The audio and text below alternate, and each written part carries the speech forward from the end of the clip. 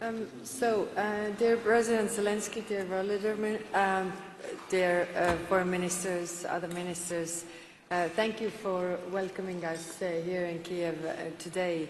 We meet at a dangerous moment. Russia's war of aggression against Ukraine shows no signs of abating, and a new war has captured the Middle East.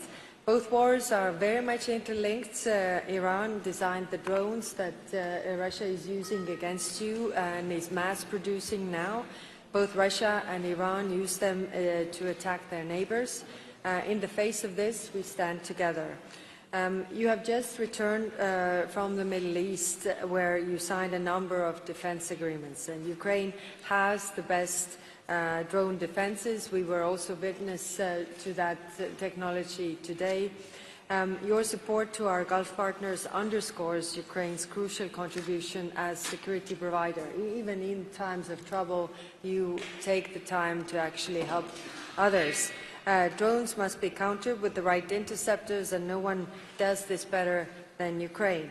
We all agree that the Strait of Hormuz has to be open, and it's a priority. Tehran cannot have a veto over the Middle East energy flows, and it can't not be a toll booth. But as Iran war claims the world's focus, we continue to support Ukraine. This means further sanctions to Russia and its enablers, choking off Russia's oil revenues, which includes decimating the shadow fleet, and delivering the 90 billion euro loan to Ukraine. We must confront Moscow, not bankroll it.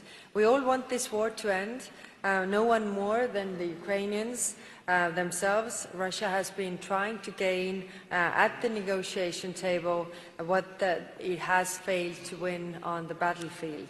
But for peace to last, it has to be just. We all know that Donbas is not Russia's end game. This morning in Bucha, we were reminded of what is at stake. There is no starker example of Russia's brutality than what happened there 4 years ago. And Bucha is not an isolated case. It is an example of how Russia always wages war, mercilessly, unlawfully, and without restraint. And it also a reminder that, giving up territories is not only about the land, it's also about the people that are living on this land, and what is happening to these people on occupied territories we saw in Bucha today. Accountability is very important and central to lasting peace. That is why the European Union is advancing on setting up a special tribunal to prosecute those responsible for the war.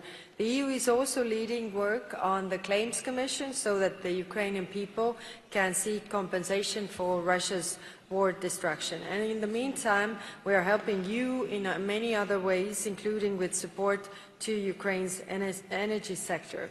But today, it is important for us to hear your assessment, Volodymyr, of the current situation on the front lines and on the state of play also of the diplomatic efforts. So, President Zelensky, thank you for having us, and the floor is yours.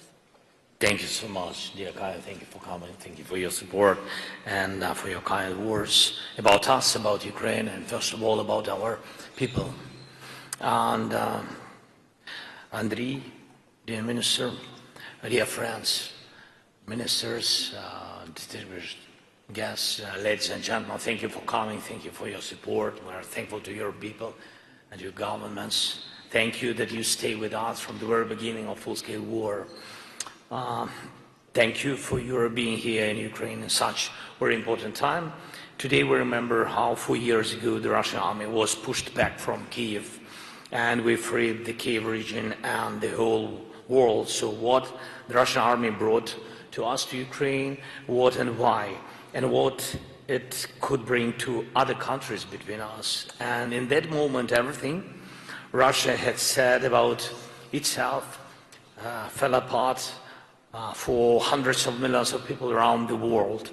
People saw that Ukraine was fighting a brutal and irrational, absolutely aggressor, and an anti-European force, Russia, which rejects everything Europe learned and changed in the 20th century, and that Russia started this war not only against us, not only against Ukraine, but against the progress in human rights, morality, and peaceful life that came after World War II, after Bucha, after Ягідне, during the battles for Kharkiv, наш Mariupol,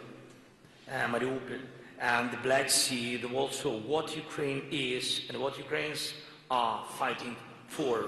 Europe saw itself in us, in our people, in our resistance, and in our pain in this war, and in our determination to defend our independence. In Ukraine's fight for life and for the right to choose our future, the national dreams of many, many European nations, were a good nation that once fought for their own freedom. Europe's own history was reflected here. Here in Ukraine, we remembered the miracle on the Vishula and the Prague Spring. We spoke about Finland's fight for independence and the brutal crushing of Hungary's freedom